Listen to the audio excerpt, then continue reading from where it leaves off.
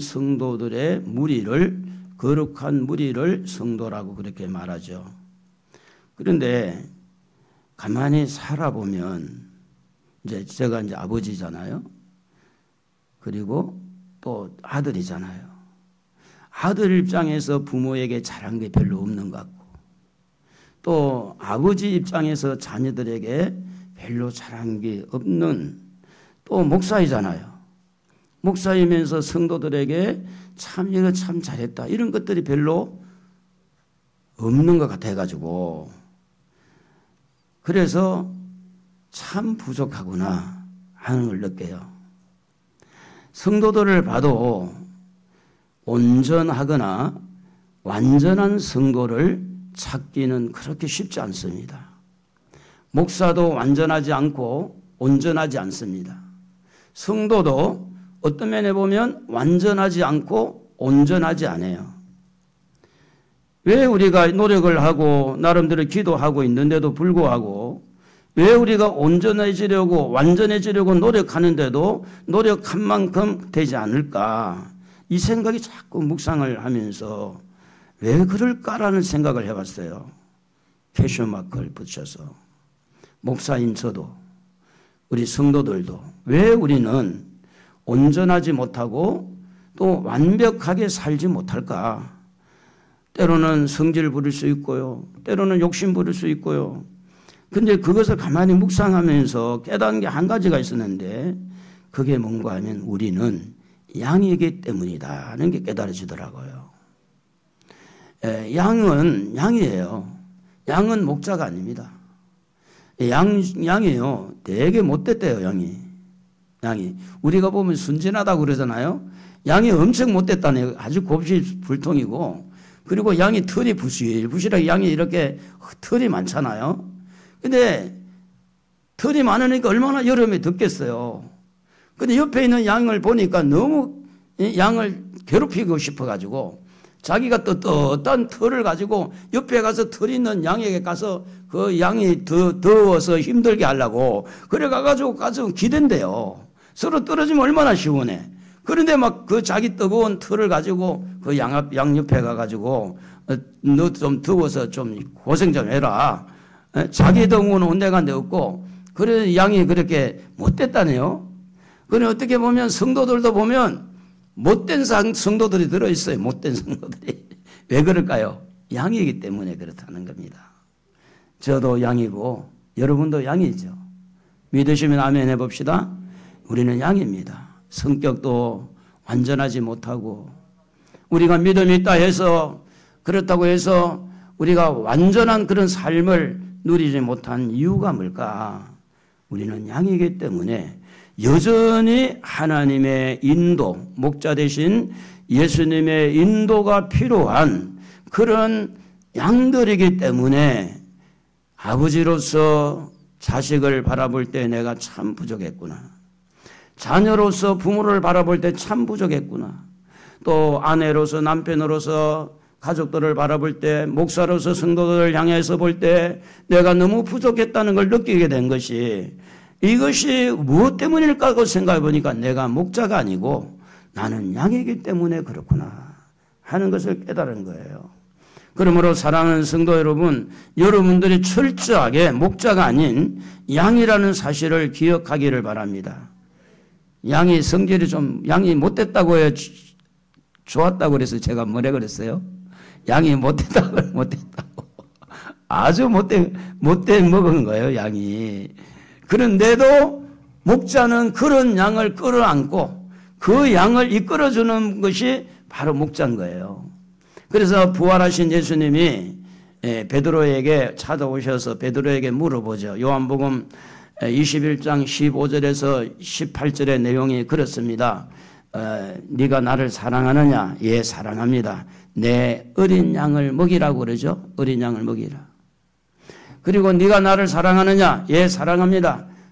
내 양을 치라고 말합니다. 그리고 네가 나를 사랑하느냐? 예, 사랑합니다. 내 양을 먹이라고. 양은요, 먹이는 것과 치는 것이 필요하다는 거예요.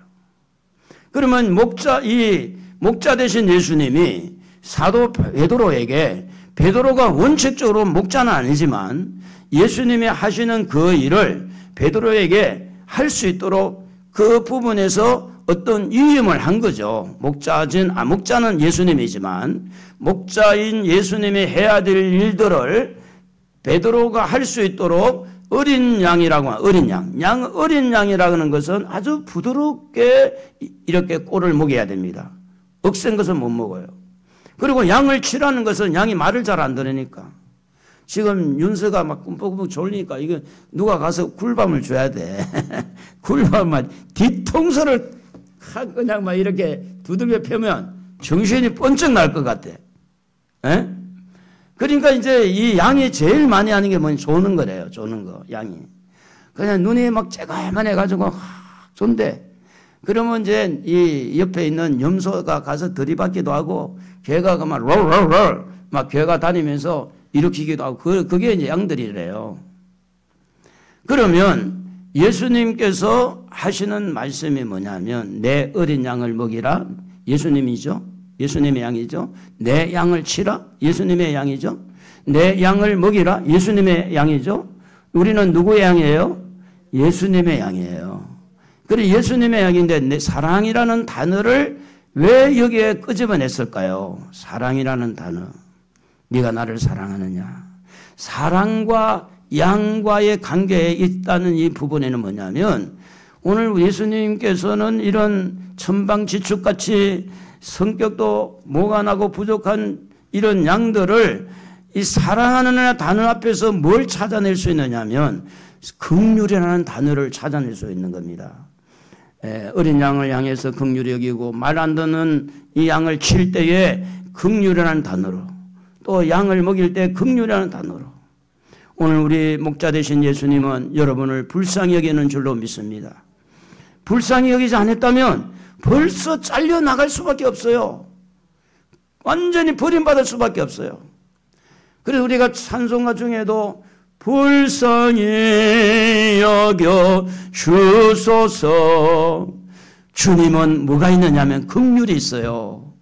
우리를 향하신 긍휼 때문에 오늘 우리가 남편의 노릇도 잘 못하고 목사의 노릇도 제대로 못하고 또 자녀와 부모의 자리에서 그 위치에서 본이 되는 삶을 살아야 되는데 그렇게 살지 못한 연약함이 있을지라도 오늘까지 우리를 지켜주고 보호하는 것은 우리 주님의 긍휼 때문에 보호하고 있다는 거예요. 그러므로 오늘 우리는 서로를 볼 때도 주님의 심정을 가지고 불쌍히 보는 눈이 필요해요. 옆에 분하고 이야기해서요. 참 불쌍합니다. 참 불쌍하잖아요. 안 불쌍해요? 열심히 일하는데도 수입이 없고 나름대로 막 돈 해도 그 지금 가만히 사는 거 보면 자식도 없이 그냥 자식한테 무슨 입학금이 들어갔어요. 자식이 결혼할 때 돈이 들어갔어요. 그런데 뭐 두 부부가 결혼도 안 하고 자식도 안 낳고 이렇게 열심히 나름대로 사업을 하고 살아왔는데 지금 손에 쥔 건 별로 없어요. 불쌍하지 않습니까? 자식 낳고 또 이렇게 산다고 살아왔지만 행복하지 못하고 불쌍한 거예요. 우리를 바라보시는 주님은 우리를 불쌍히 여기기 때문에 오늘 여러분 때로는 할 일을 잘 못해서 이번에 생애는 이제 실패지만 다음 생에는 좀 태어난다면 한번 잘 살아보겠는데 이렇게 생각하는 분들 여러분 다시 태어나도 그렇습니다. 별거 아니에요. 다시 태어나도 그렇다니까. 그래서 좀 할 일을 못하고 부족함이 있더라도 주님이 우리를 불쌍히 여기시니까 긍휼히 여기시니까 그 불쌍히 여기시는 주님의 마음을 붙드시고 그분의 인도를 받으시기를 바랍니다. 그분이 나의 목자예요. 그분이 예수님이에요. 예수님은 나의 선한 목자입니다. 우리는 선하신 예수님의 그 목자인 그분을 따라서 방향을 틀어가는 거예요. 잘못된 길에서 돌아서게 되고 그래서 성경은 우리를 어린 양이라고 표현한 데가 여러 군데가 있는데 누가복음 10장 3절에도 보면 내가 너희를 보냄이 어린 양을 이리 가운데로 보낸 것 같다. 이렇게 말합니다. 이리. 이 이리는 양을 잡아먹는 거예요. 이리라는 것은 이 양이 보이면 어린 양은 단번에 잡아먹을 수 있는 것이 일입니다. 그런데 우리 예수님이 우리를 볼 때에 세상이 너무 험악한 거야. 세상이 너무 도둑들, 사기꾼들, 너무 이중인격자들, 너무 자기 중심, 자기 욕심으로 가득 찬 이 세상에 내보는 우리를, 예수님은 우리를 바라보는, 예수님은 우리를 뭐라고 표현하느냐? 이리 가운데 보낸 어린 양과 같다 그랬어요. 그렇기 때문에 오늘 예수님이 없으면 이 어린 양, 순한 어린 양은 보호받기가 어려운 거예요. 그래서 오늘 읽은 말씀의 11절에 보면 나는 선한 목자라. 선한 목자는 양들을 위하여 목숨을 버리거니와 14절에도 나는 선한 목자라. 나는 내 양을 알고 양도 나를 아는 것이. 왜 우리가 온전하지 못하고 완전하지 못할까? 그것은 우리가 양이기 때문이다. 다시 말하면 우리는 목자가 필요하다 그 말입니다. 목자가 필요한 거예요. 우리가 지난주에 말씀을 드렸듯이 우리 하나님께서 우리에게 무엇을 사모하는 마음을 주셨다고 그랬죠? 영혼을 사모하는 마음을 줬다고 그랬죠. 영혼을 사모하는 마음. 그래서 우리를 다스리기를 원하는 거예요. 돈이 우리 마음속에 들어와도 만족이 안 돼요. 세상 권력이 안에 들어와도 절대 만족이 안 돼요. 왜 그러냐? 사람은 영원한 세계를 바라보고 영원한 세계에 가야 되기 때문에 그렇습니다. 절대 우리 근사님들 효동왕 가보면요. 꽃 구경 얼마 안 해요. 핵 가가지고 또 딴 데 갑시다 그거예요. 절대 만족하지 않습니다. 우와 해놓고 그걸 끝이야. 우와 하면 다행이고. 예? 그 또 딴 데 없느냐? 그게 맞는 거거든요. 절대 이 세상 꽃으로도 우리 마음을 잡을 수가 없고 이 세상에 어떤 좋은 세계 일주를 하고 어떤 것을 갖다 먹고 맛있는 걸 먹어도 절대 영원한 세계를 사모하는 우리 마음은 잡을 수가 없어요. 오직 목자 되신 하나님만이 우리 마음을 잡을 수 있습니다. 할렐루야. 그러므로 우리가 목자를 설정할 때 항상 죄 문제가 해결되느냐? 죽음의 문제가 해결되느냐? 죄 문제가 해결되는 것이 목자고 죽음의 문제가 해결되는 게 목자인데 예수님은 십자가에 우리를 위해서 죽으셨잖아요. 죄를 용서하게 죽으셨잖아요. 그래서 예수님은 나의 선한 목자가 됩니다. 예수님은 3일 만에 살아났잖아요. 여러분 죽음을 만만치 생각하면 안 돼요. 그냥 가볍게 여기면 안 됩니다. 인생은 한번 죽어요. 죄 문제요? 가볍게 여기면 안 됩니다. 죄는 벌을 받기 때문에 그렇습니다. 그래서 양에게는요. 목자가 필요하다는 이 부분에 있어서 우리는 온전하지 않는 것이 완벽하게 살지 못한 것이 어떤 면에 보면 당연한 겁니다. 당연한 거예요. 우리가 완전하다고 우리가 완벽하다고 그러면 목자가 필요 없죠. 예수님이 우리에게 필요가 없는 거예요. 우리가 불완전합니다. 우리가 부족해요. 우리는 죄를 가끔 지을 수도 있어요. 그래서 예수의 십자가가 필요한 겁니다. 그렇기 때문에 우리가 완벽하고 완전한 걸 찾는 것보다는 우리가 허물이 있고 부족하기 때문에 선한 목자를 만나야 되고 그 목자를 통해서 우리가 용서받고 그 목자를 통해서 인도를 받아야 될 줄로 믿습니다. 오늘 양에게는요 마실 물이 필요합니다. 그리고 뜯어먹어야 될 풀이 필요합니다. 그래서 목자가 풀밭으로 또 물이 있는 물가로 인도하는 것이 목자가 해야 될 일입니다.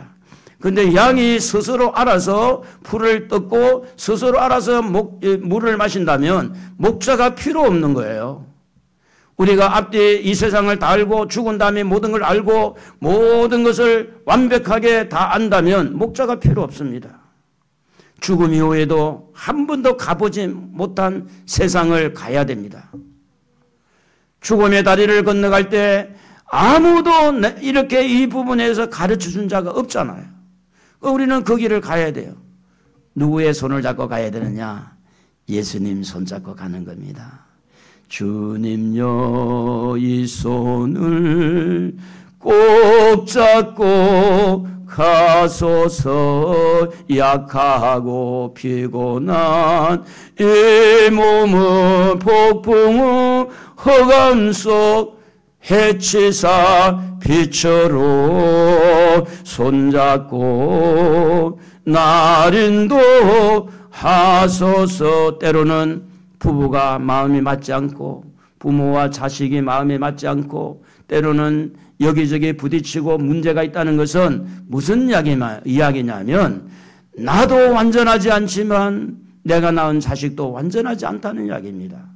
자녀도 목자 되신 예수님 만나야 되고 부모도 목자 되신 예수님 만나야 돼요.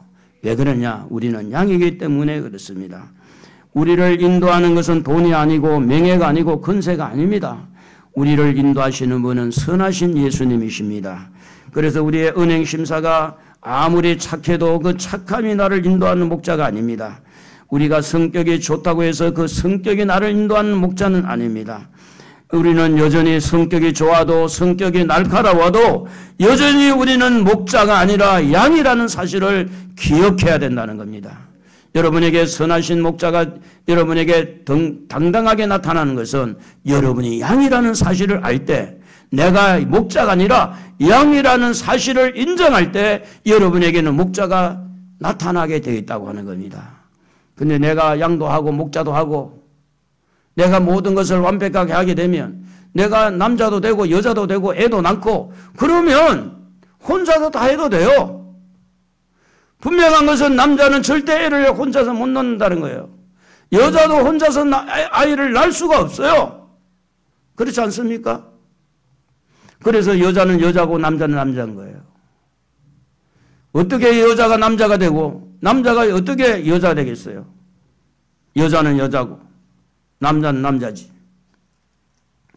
그러므로 여러분이 아무리 대인관계가 좋고 아무리 여러분의 나름대로 어떤 어장관리라고 하죠. 사람관리를 잘하고 인기가 많고 아무리 돈을 많이 벌어도 그것이 여러분의 목자가 아니라 아무리 대인관계를 잘해도 여러분은 여전히 양이라는 사실.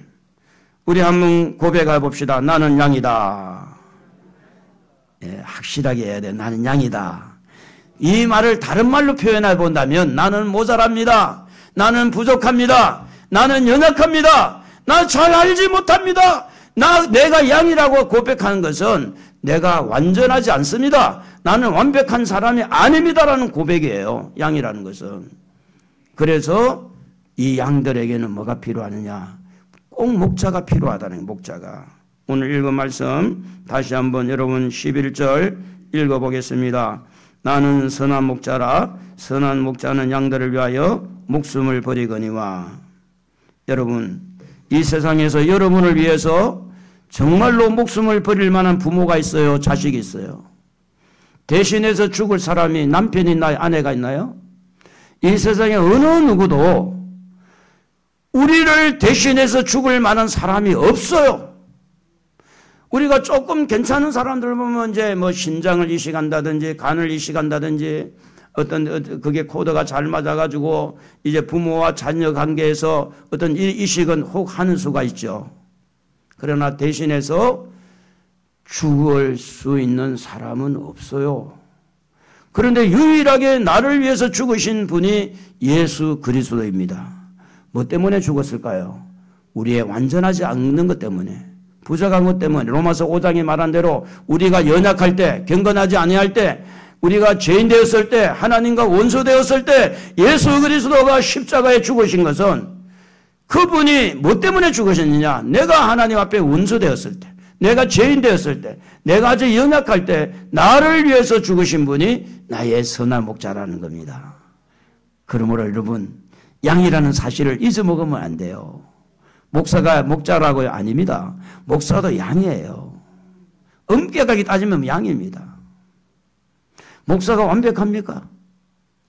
목자는 오직 예수님만이, 그래서 예수님은 선한 목자를 선한 목자.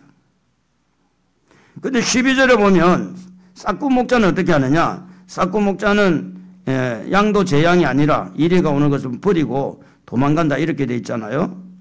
그러므로 여러분 가장 세상에서 그래도 선한 목자상을 띠고 있는 분이 누구냐면 부모라고 보는 거죠. 완벽하거나 완전하진 않지만 그래도 가장 닮은 꼴을 이렇게 찾아본다면 아마 어머니나 아버지가 아니겠느냐. 어머니 아버지는 자녀를 위해서 희생해 왔어요. 그러나 부모는 아이들한테 희생한 것은 온데간데 없고 더 잘해주고 싶은 것이 부모죠. 못해준 것이 안타깝고 아이들이 잘못되면 괜히 내가 잘못해서 잘못한 건가? 그게 부모 아닙니까? 그런데 이 부모가 그나마 그래도 예수님의 선한 목자를 조금 닮았는데 그래도 부모는 그래도 아이를 위해서 대신 죽을 수는 없어요. 죽지 않습니다. 살아있는 사람도 살아요.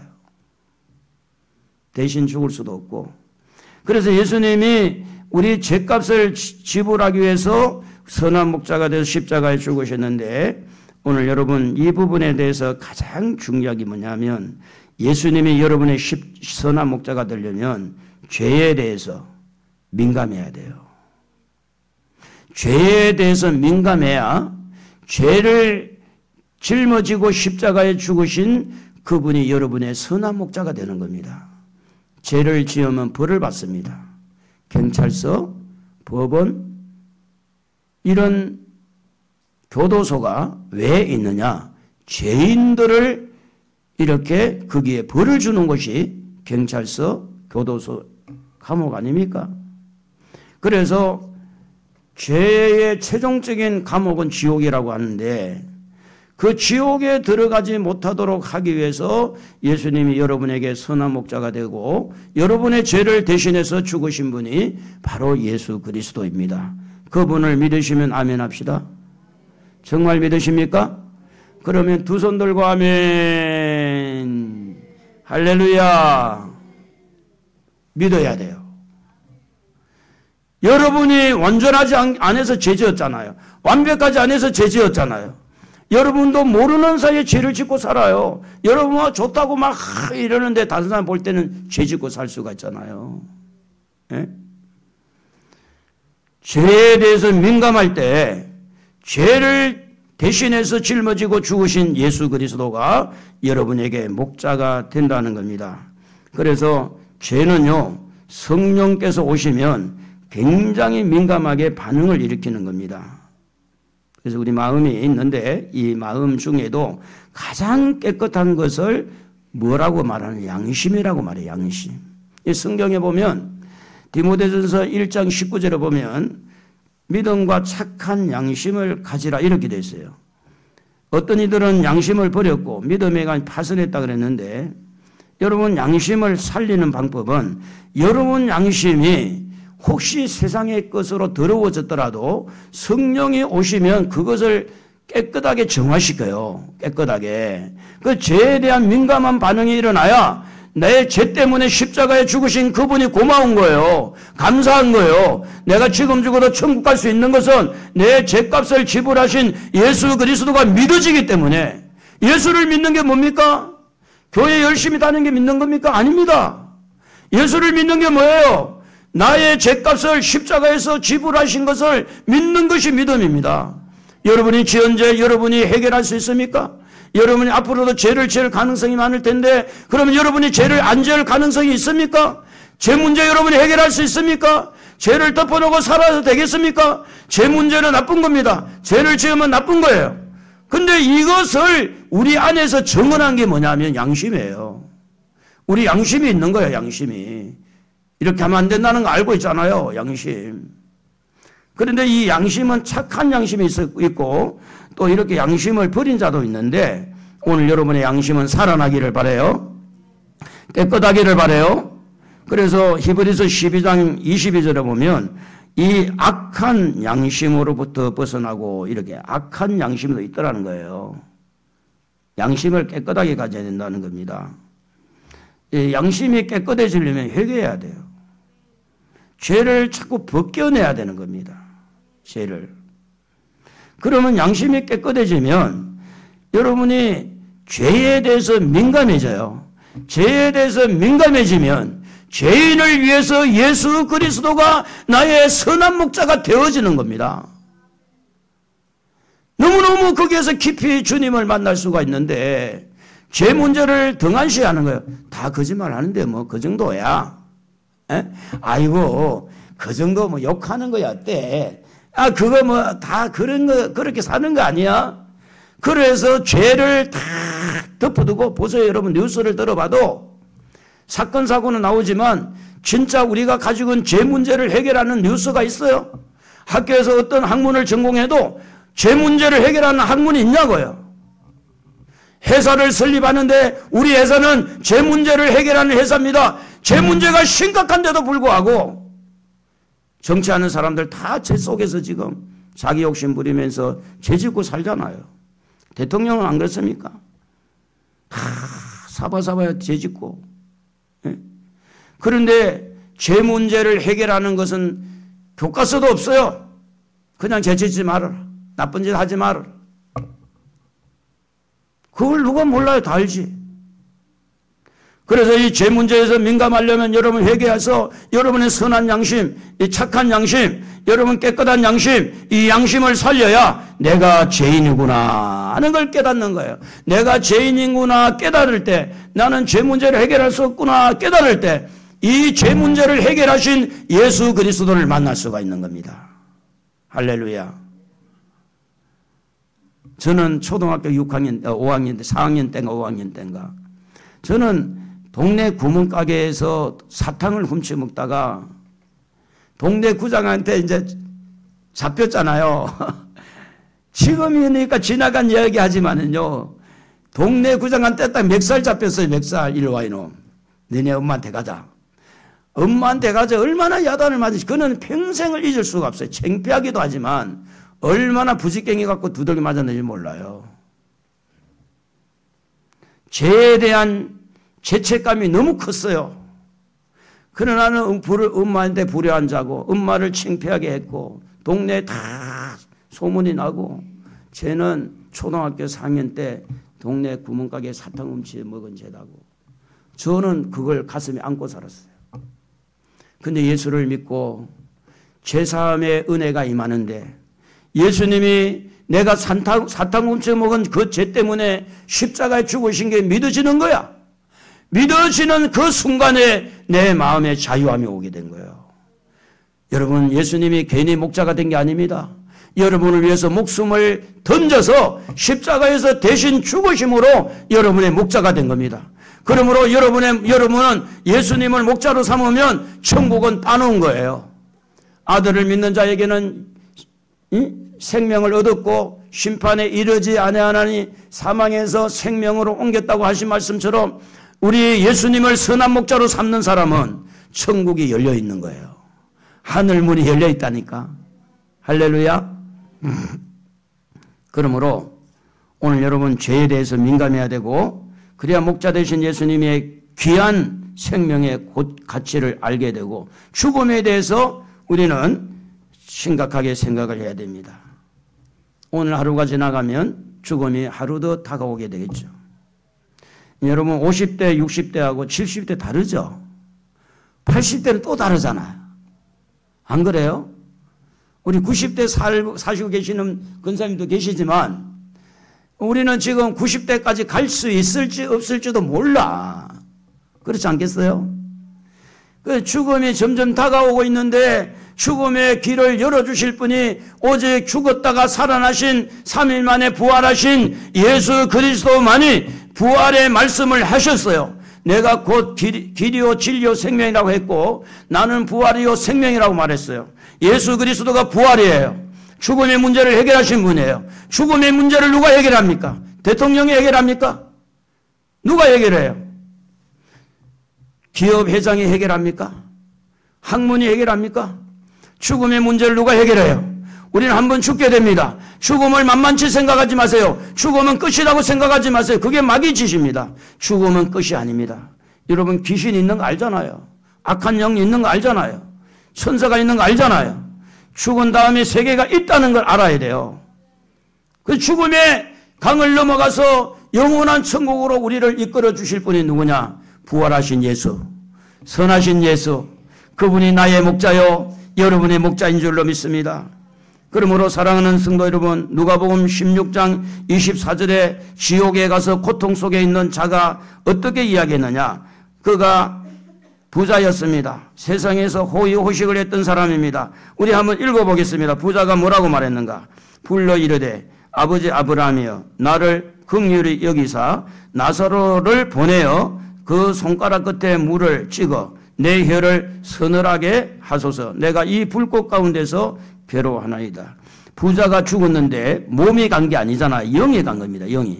그 영이 가서 불꽃 가운데 고통당하고 있는 거예요. 여러분 죽음을 그냥 예사롭게 그냥 아이고 죽으면 그만이지. 여러분 죽어봤어요? 그만인지? 죽어봤냐고? 그만 아닙니다. 정신 바짝 차려야 돼요. 어느 날 어느 한순간 죽음이 다가와요. 죽음의 문제를 해결하신 예수를 나의 선한 목자로 삼을 때 그분이 지옥불에서 우리를 건지려고 십자가에 죽으신 거 아닙니까? 그러므로 예수를 믿는, 예수를 선한 목자로 믿는 하나님의 자녀들은 지옥에는 못 가요. 갈 수가 없어요. 왜냐? 목자 때문에 못 가는 거예요. 나를 위해서 죽으신 예수 때문에 못 가는 거지. 그런데 마태복음 24장 51절에 보면 이렇게 말씀이 기록되고 있습니다. 엄히 때리고 외식하는 자가 받을 벌에 대하여 거기서 슬피 울며 이를 갈리라. 거기가 어디냐? 지옥입니다. 마태복음 25장 30절에 이 무익한 종을 바깥 어느 데로 내쫓으라. 거기서 슬피 울며 이를 갈리라. 슬피 울며 이를 갈리라. 왜 이를 갈까요? 그때 목사님 말 듣고 제가 잘할 걸. 그때 목사님 말 듣고 내가 정말 예수님을 선한 목자로 삼을 걸. 그때 내가 힘들었을 때 낙심하지 않고 그래도 내가 기도할 걸. 그때 내가 돈에 빠졌었는데 내가 그때 돈에 안 빠지지 안 했으면 좋았을 걸. 껄껄 하는 게 뭐냐? 일을 가는 거예요. 이는. 그러므로 사랑하는 성도 여러분, 선한 목자 예수님이 여러분의 목자가 되기를 주의 이름으로 축복합니다.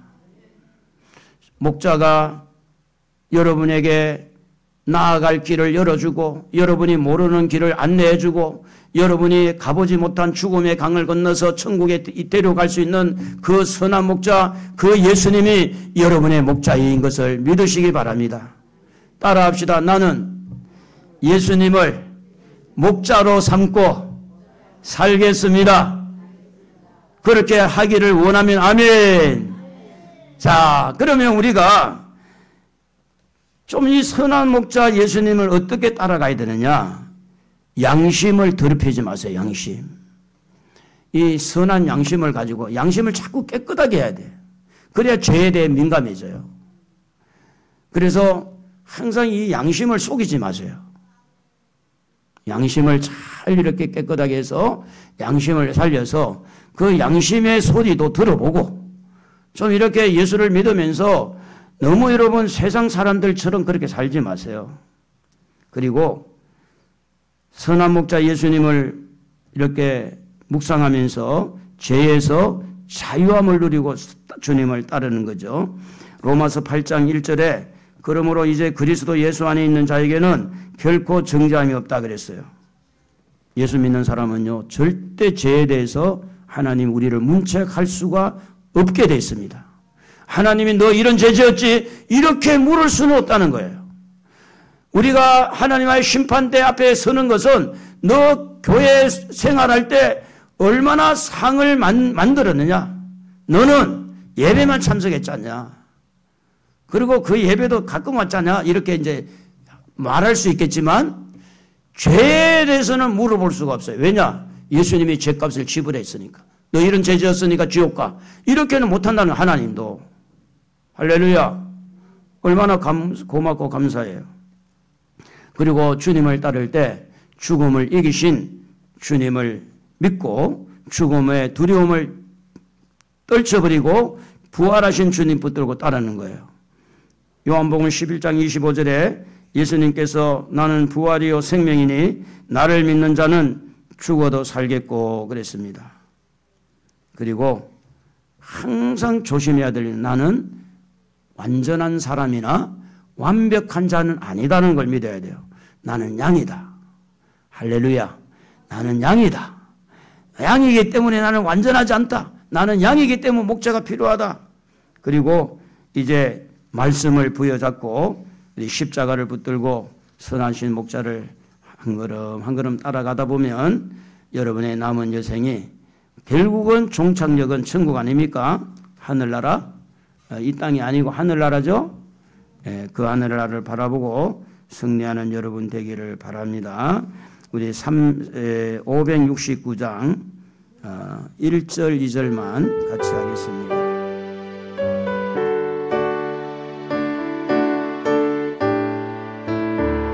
선한 목자 되신 우리 주 항상 인도하시고 푸른 풀밭 좋은 곳에서 우리 먹여주소서.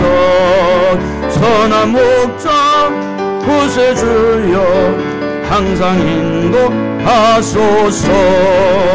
선한 목자 구세주여 항상 인도하소서. 양의 문이 되신 예수여 우리 영접하시고 길을 잃은 양의 무리를 항상 인도하소서. 선한 목자 구세주여 기도 들어주소서. 선한 목자 구세주여 기도 들어주소서. 우리 이 시간에 고백하기를